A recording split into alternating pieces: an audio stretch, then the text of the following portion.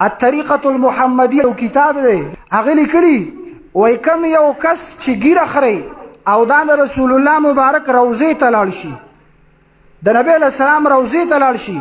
او الته کې د ور مخامخ شي او د اوازو کې چې الصلاه والسلام علیک یا رسول الله وای نبی له سلام د دنه دومره خپش او د خفګان د لاسه د دنه مخ واړی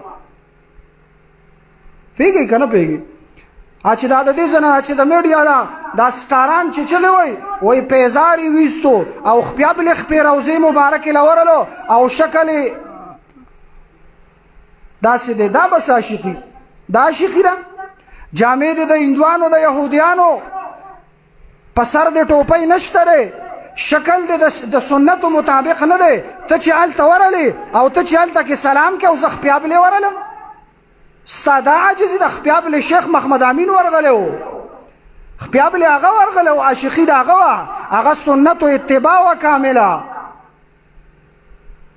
زما محترم دی وجنا زمون فقها دا مسله فرمای چې کم یو کس دا ګیره خري یا د موټی نه کمای مستقل به په د اذانوم نه کوي په د اقامتوم نه کوي ګوره ځکه نبی علیہ السلام د قضیه کې فرمایلیو د قضیه کې وګورئ حدیث مبارک نبی علیہ السلام فرمایل کل امتی معاف زما هر یو امتی به الله ان شاء الله معاف کی خو کم یو کس الا المجاهرون کم یو کس چې ښکارا ګناه کوي دا الله نه معاف کوي